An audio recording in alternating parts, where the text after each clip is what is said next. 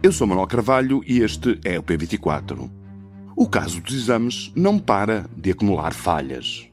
Em vários casos, e como sabemos o processo não começou bem, começou com vários erros, em que os professores tiveram erros e obviamente os professores não podem corrigir provas com erros.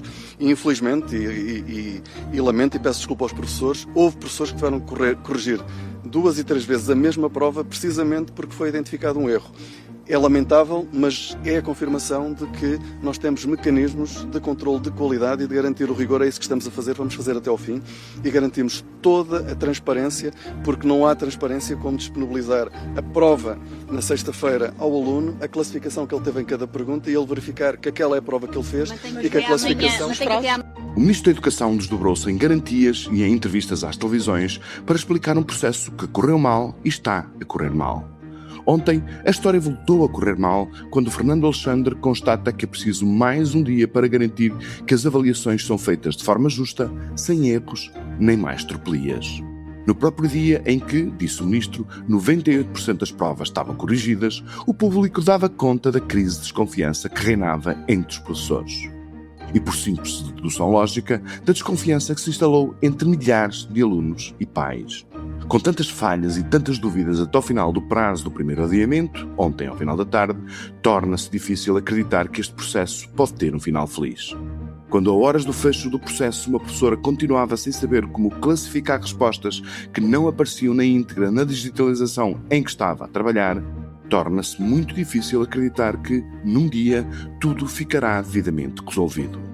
O ónus da prova está do lado do Ministério da Educação. Mesmo admitindo que o prazo para as avaliações fica fechado hoje, a crise dos exames deixará rastros.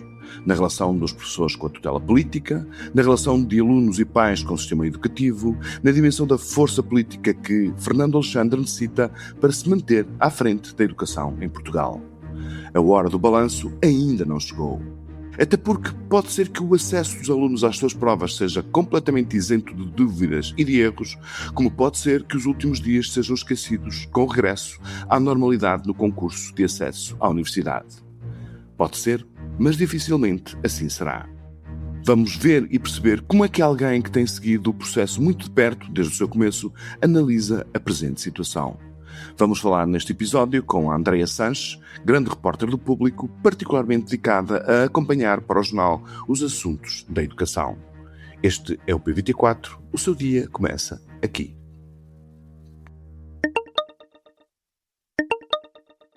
Viva Andreia, muito obrigado por vires ao P24, uma vez mais, para discutir uma questão sobre a qual nós já conversamos aqui há uns dias atrás, que é esta crise dos exames, e hoje, que era a data em que a correção das provas ia ter sido concluída, houve um novo adiamento, de, vamos dizer assim, mais meio-dia, até ao princípio da tarde de amanhã.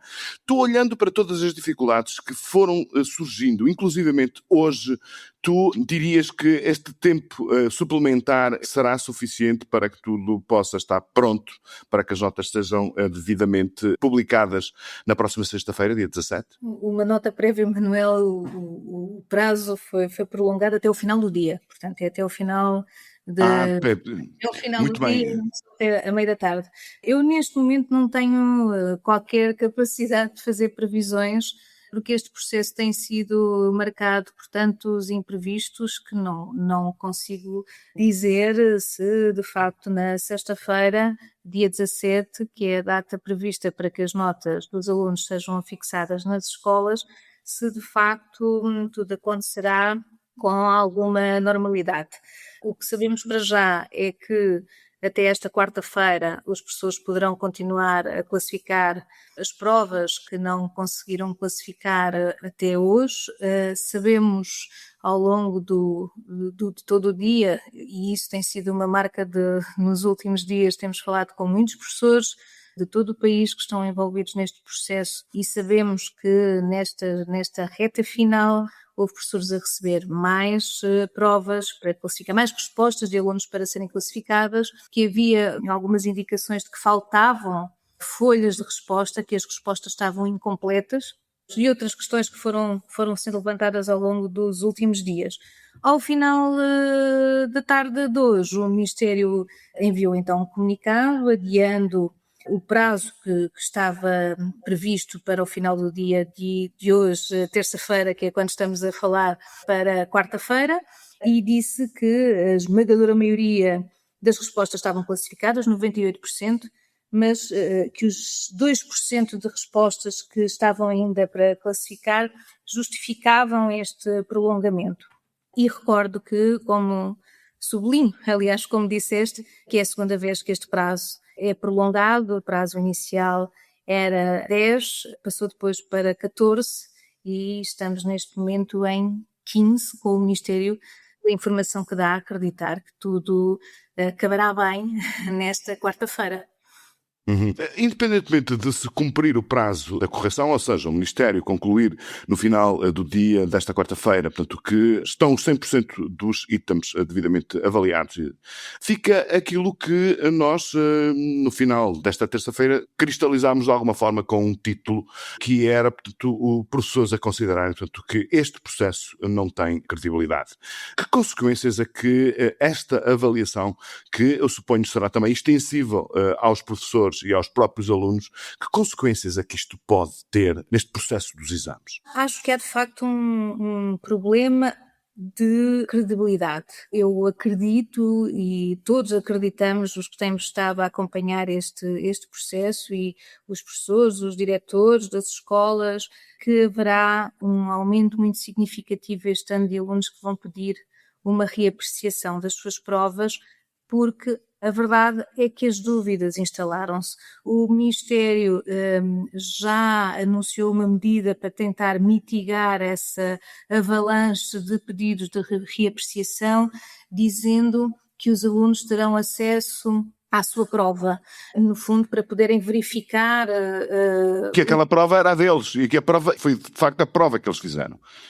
Mas até nisto, Manuel, tem havido aqui um problema, não é seguramente o maior problema de todos, mas eu acho que tem contribuído também para essa desconfiança, para além das próprias falhas que são relatadas, mas que tem contribuído, é que esta comunicação para com o exterior, para com a comunidade educativa, tem tido aqui de facto algumas falhas também. Nesta altura seria importante que pais e alunos soubessem exatamente como é que vão ter acesso à prova, o que é que exatamente vai ser mostrado, e há ainda dúvidas, e o próprio Ministério, no comunicado que enviou esta tarde, diz que as escolas receberão informação, um documento com todas as orientações sobre como é que esta prova será disponibilizada, diz que o acesso será concedido às provas dos alunos com recurso a uma plataforma digital, não sabemos qual. O Ministro tinha começado por dizer há dias que seria um processo automático. Ele tinha dito, Andréia, se a memória não me falha, ele tinha dito, portanto, que os alunos receberiam um link.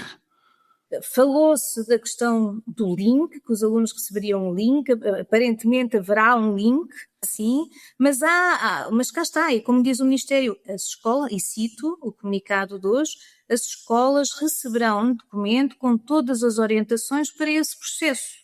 Portanto, isto cria aqui uma vez mais alguma ansiedade, como é que vai ser, o quê, como, chega como, e portanto, mas acredito que essa será, para responder à tua pergunta, uma primeira consequência muito imediata, que é as pessoas tenderão a desconfiar deste processo por tudo aquilo que foram ouvindo e lendo nos últimos dias, de respostas que não acabavam, de folhas que não estavam bem digitalizadas, de ter havido provas que afinal as escolas não entregaram às forças de segurança quando foram feitas há uma série de dias e que não terão chegado ao centro de digitalização aqui no Concelho de Sintra para serem digitalizadas. Estamos a falar aqui de informações, esta por exemplo das escolas que entregaram tardiamente os exames feitos pelos alunos, é uma informação que começou a ser divulgada ontem, portanto, quando este processo já tem semanas. O Ministério diz que este tipo de situações tem vindo a ser detectado naquilo que, enfim, descreve como um rigoroso processo de acompanhamento e de verificação que tem sido levado a cabo nos últimos dias e que tem inclusivamente até implicado idas do próprio Ministro ao Centro de Digitalização para acompanhar de perto o que está a ser feito, o que também já gerou algumas críticas de alguns partidos da oposição.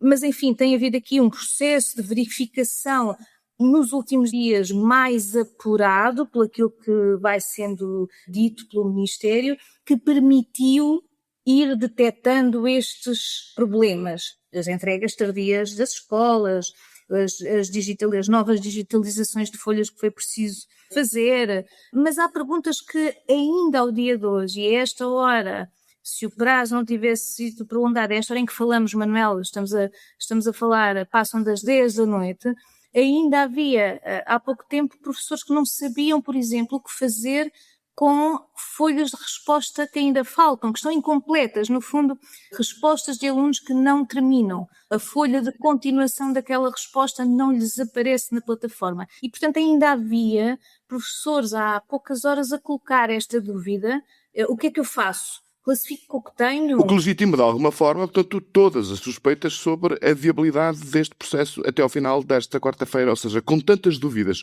muitas dúvidas que persistem 24 horas antes do final do prazo, é natural que muitas pessoas se perguntem como é que, com tantos problemas e com problemas que estão a nascer dias e dias depois do processo ter sido iniciado, como é que se vai conseguir fechar o processo da avaliação de uma forma, portanto, que seja percebida pelas pessoas como correta, como justa, como processualmente bem feita. Exatamente, e além dessa desconfiança, por muito que de facto o Ministro nos últimos dias se tenha esforçado nas entrevistas que deu e é também essa a tónica dos comunicados que têm sido emitidos, de que há rigor, de que há um processo em curso de verificação para garantir que não houve falhas a subsistirem, que comprometam os resultados, a fiabilidade dos resultados.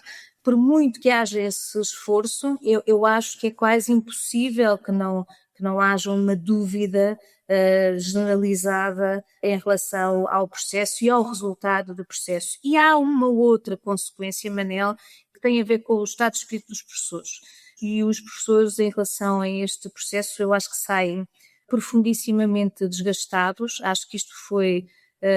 Tem feito um esforço notável, não é verdade? Sim, e sendo um processo que, repara, estar a classificar provas sem ter a certeza, sem ter respostas sobre questões como esta, o que é que eu faço se esta resposta não aparecer completa até ao último dia, até o dia em que eu tenho que fechar a plataforma e dar por terminada a minha tarefa, isto é muito violento para quem está a classificar. E essa é uma marca que eu acho que também vai ficar por bastante tempo, sendo que muitos destes 11.000 professores podem vir ainda a ser chamados para outras tarefas relacionadas com este processo, seja reapreciações, seja as provas da segunda fase que começam já também nos próximos dias e, portanto, para muitos deles esta tarefa pode ainda não ter terminado. Muito bem, Andréia, muito obrigado pelos teus esclarecimentos. Vamos ter que aguardar, portanto, até ao final desta quarta-feira para saber se as notas são publicadas e também, uma questão muito importante, se o prazo que o Ministro tinha apresentado e do qual ele disse que assumiria responsabilidades, se é ou não cumprido. Ou seja, ainda vamos ter muito que falar sobre esta questão, que é, sem dúvida, uma questão extremamente importante e que afeta milhares e milhares de pessoas em todo o país. Andréia, foi um prazer, como sempre, ter-te aqui connosco. Muito obrigado e até uma próxima. Obrigada, Manuel. São 5.000 euros que eu lhe fui dando cada vez aos fins de semana que ele dá para pequenas despesas e para fundo de maneio. Ele há de apresentar, repara uma coisa, as obras é uma parede, são 3 paredes, uma casa de banho com 7 metros quadrados e um alpendre e um tanque foi feito. Portanto, é disto que estamos a falar. Um mal nunca vem só, pode lamentar Luís Montenegro. É que não é apenas o seu valioso Ministro da Educação que está sob pressão e debaixo de um coro de críticas.